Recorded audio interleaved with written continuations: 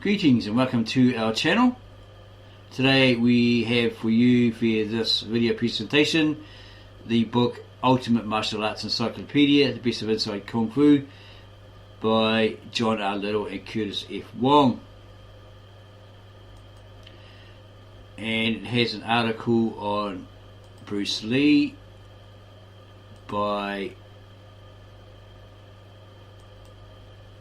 long-time friend and student Dan Inosanto, who remembers the history of Jeet Kune Do, and then it's got some other article further on about the many claims of how Bruce Lee died, or he was killed, and so forth.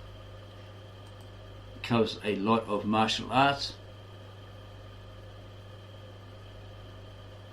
from Aikido, Jiu-Jitsu to ancient Greek pancration and so forth.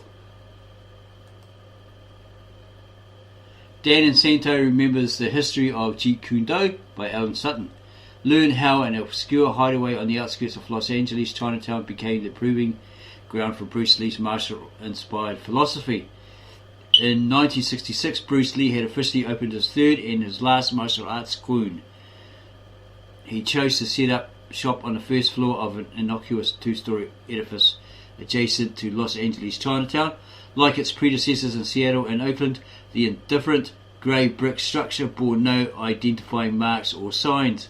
To ensure anonymity, he saw to it that the windows were painted over with red enamel. The casual passer-by sauntering down College Street noticed nothing out of the ordinary about number 628. The majority of traffic to and fro consisted of befuddled baseball fans who had lost their way to Dodger Stadium a few blocks away. Absolutely no visitors were allowed inside the Chunfan Kung Fu Institute. He purposely limited enrollment to a select cadre of martial arts diehards and a few high rollers he knew in the entertainment industry. That was February. In May, satisfied that things were running smoothly, he transferred the teaching responsibilities to Dan Inosanto, the most unabashed diehard of them all. Most instructors don't have time for themselves. That's why Bruce didn't want to teach in Chinatown, Inosanto explains. Digging back through the years, he started me off there, watching for the first 3 months to be sure that I was headed in the right direction. But after 3 months he would come in once a week or so and check it out. He said that he didn't want to teach because I'd cheat my own body. I could be using this time to develop my own body. No, Bruce Lee wasn't selfish, just realistic. Although he was only 26, he had by then attained such an amazing level of proficiency that he was practically untouchable. There was simply no one around good enough to give him a meaningful workout. In lieu of a comparably matched opponent, he was forced to train alone against a veritable army of mechanical devices and traditional boxing apparatuses, which completely overran his garage. He also kept abreast of all the up-to-the-minute breakthroughs in physical culture, including isometrics, isotonics, and nutritional hints. Aware that probably the best all-round collection of martial artists in the area could be found at the Chunfan Institute, he dropped in regularly to maintain the keen edge of his already unrivaled skills. These visits also served a higher purpose. He was able to subject his most recent discoveries in the art of self-defense to the acid test, free sparring. At the time he opened in Los Angeles, Lee was anticipating an acting career. The year before, he had returned to America following his father's funeral in Hong Kong. Accompanied by his wife Linda and their 6-month-old son Brandon, he came back to follow up on a part as Charlie Chan's son in an upcoming series to be called Number One Son.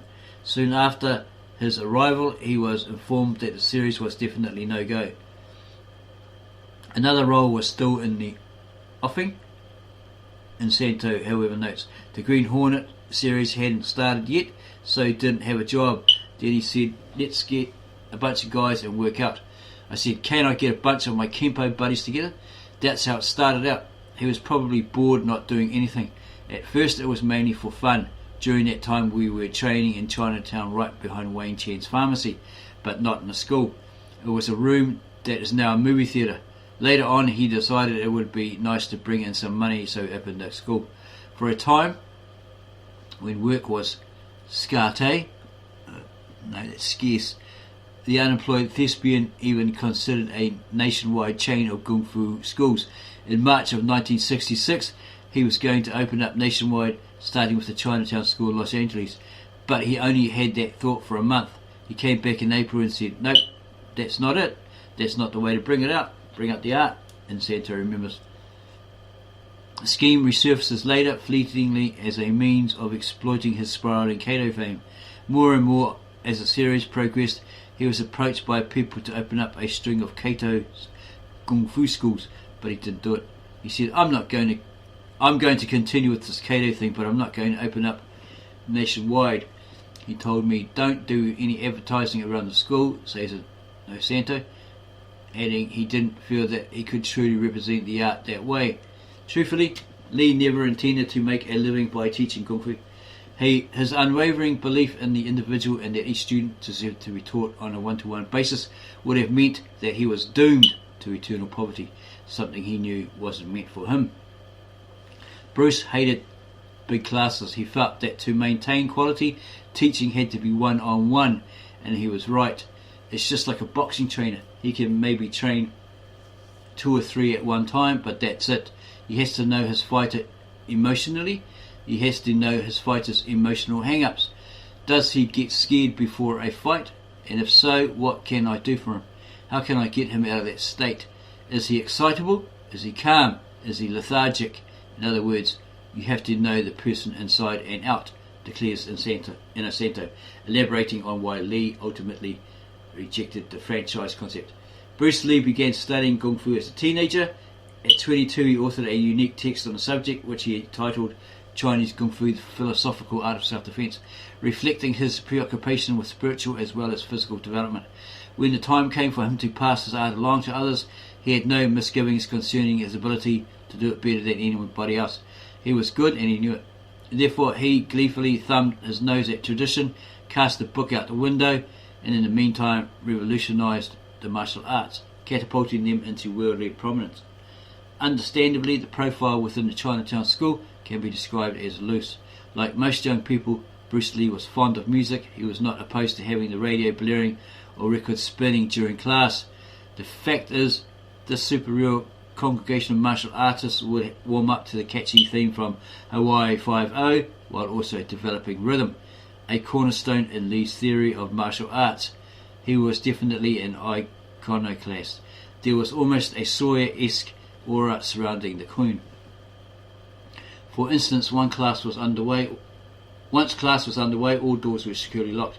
He once told me, "If knowledge is power, let's pass it on discriminately," records Inosanto. After that, a tardy member who wished admittance had to give the secret knock before he could enter. Nevertheless, the workouts themselves were far from fun and games, revealing one of Lee's few compromises with the classical mess. Inosanto states, "I never called him Bruce, and in our class I would always refer to him as Sifu." Jerry Poteet, who still bears his original John Farn Institute membership card, number 102, reveals why Lee put up with what he called such pageantry. He liked that because it showed that you meant business. He was the instructor and you were going to go in there and get down to business. One time, he got up in front of the class and said, "I know that socially a lot of us in here are friends, and outside the school, I'm Bruce. But in here you call me Sifu. Because of the informality, there has to be some discipline. If this school was in China, there would be a few people in here now missing their front teeth." Yet there was another side of Bruce Lee that most people never glimpsed. I remember one episode in class where we had this kicking set, not a kata, but a kicking exercise. We had a particularly clumsy guy doing it at the time. He looked really terrible, and one of the other students was laughing. Bruce just looked over and said, "If you can do it better, come up here right now, or else wipe that smile off your face, and I want it silent from now on." That was pretty good, because although the guy was really clumsy, he was trying the best he could, and the other guy was laughing. Bruce didn't like that. As talented as he was, he respected you for your ability. He hated it. He hated what he called bullshitting that he couldn't stand. But he always respected his students. He realized our capabilities and shortcomings. Inosanto praises. Poteet adds, one time I was short of money and I felt badly because I could not pay. Then he wrote me a letter saying, come on in, forget all about it until you can. He said, you're sincere, that's what counts. The emphasis, Inosanto goes on to say, was on physical fitness. I think that's what weeded out a lot in people. In other words, you had no business being in a martial art if you weren't physically fit. He used to say that if you didn't have the basic requirements, if you couldn't do at least 30 sit-ups, and if you couldn't run a mile without stopping, you had no business being in this class. Of course, he'd slack off in certain areas. For example, if you didn't have the flexibility, he'd say, okay, you work on it. The thing that we liked about him was that everything was individual. Everyone had his own program. He took the time for everyone. That's why he didn't like big classes. Lee was a stickler for conditioning because of an unforgettable incident that occurred in Oakland, California a number of years earlier. There was a challenge that Lee accepted, and the outcome, as it was originally reported, could be characterized as a draw at best. Although his mediocre showing was due in a large measure to his thick-headed adherence to his particular style at the time, Wing Chun, which was ill-suited to his opponent's Choi Lee foot techniques, Lee confessed to Inosanto afterward, I was tired, Dan. I was so tired I couldn't even punch him.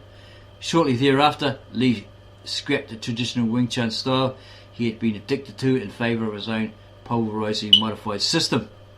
In attempting to get his point across, Lee was not above resorting to such Machiavellian ploys as reverse psychology.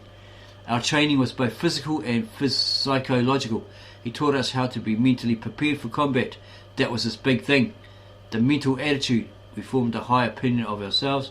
That's what he wanted. And then he would tear us down so we wouldn't get too cocky.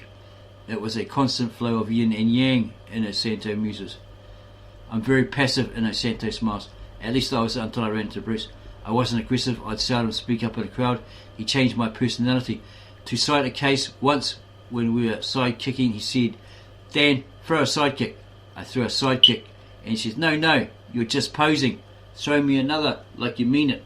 So I kicked again. This time he was holding a bag. He said, no, Dan, kick it hard. Think of something you hate. I kicked it without thinking of something I hated. Then he nonchalantly walked over and whap, right across my face. He slapped me. For a second I forgot he was Bruce Lee, and I came toward him. He laughed. Okay, now kick the bag. That's what I want, and I kicked it, and he was right. Most classical Kung Fu systems insist that the beginning student spend anywhere from the first 6 months to a year poised in the rudimentary stances or horses. This is required in order to build strength, install patience, and check the student's sincerity. Beyond this, their practical applications is a topic of much debate. Bruce Lee termed such ancient rituals exercises in futility. He took nothing for granted. Whereas the majority of practitioners sheepishly imbibe the instructor's words as if they were ambrosia spilled from heaven, Lee scrutinized whatever he was asked to do and then demanded it. How come? Predictably, the reply was, that's how it's been done for the past 1,000 years. Not good enough for Lee. Still smarting from the drudgery he himself had endured for many years, Lee was determined to make things more utilitarian as well as stimulating for his followers. Showcasing his typically wry sense of humour, Lee once quipped, if you were to teach basketball like they teach Kung Fu, students wouldn't have a basketball in their hands for 1 year. You see, Inosanto begins, people look at a man and say, gee, look at his form, he's a good martial artist. But Bruce didn't measure it that way. The only thing that counted with Bruce was, is it workable? Can it be used? Bruce was the kind of person who questions everything. That's why he grew, because he questioned. Picking up the ball, Poteet concludes, he admired that quality in other people. And when you started pushing him to answer, that's when he excelled. He loved it when you asked questions, because it made him think. It made him do problem solving. That's why he called Jeet Kune Do problem solving.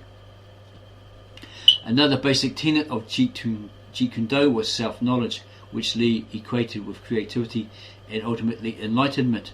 In short, he encouraged his students to question so that they would discover new ways of training, learning and ideally living. Interestingly, Lee arrived at the above axiom partly as a result of attending acting classes, which came with the long-awaited Kato role in the autumn of 1966. According to Inosanto, he said, "If you want to improve at this, Dan, you have to be creative. You have to constantly break tradition." I think he got this from the Stanislavski philosophy of method acting. "Look at this guy," Stanislavski, Bruce said. "If he would have been a martial artist, he would have been fantastic. He's a guy who says something that I believe in. You constantly break tradition to improve it. In other words, it's a continual process of revision." He also gave me the Book of Changes, I Ching. In the book, he underlined a whole chapter on creativity. It goes something like, "If you don't get it from yourself, where can you get it?" Lee never limited himself to martial art handbooks. He drew from every available source at his disposal. Erudite would be a fitting epithet, as anyone who has read his books, along with the already noted text. He co-authored a Wing Chun book with his close friend James Lee in order to raise money for expensive cold bait treatments that the latter was undergoing at the time with a test. The school opening in February of 1966. The school opened in February of 1966, but the term Jeet Kune Do was not developed until 1967. Inosanto continues, "By this I mean the term Jeet Kune Do, the principle behind it.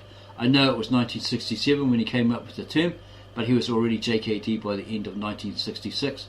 November or December, all the students could tell that something was going on inside of him. He forsook his modified form of Wing Chun, which we felt was a really good technique. I still think that it was very good because it had a lot of truth in it, but you could see that he was progressing. He went on this thing with the body. Don't look for secret moves," he used to tell me. "Don't look for secret movements. If you're always hunting for secret techniques, you're going to miss it," he said. "It's you, Dan. It's your body that's the key." A lot of people think that JKD is something metaphysical, but it's not. It's really quite simple.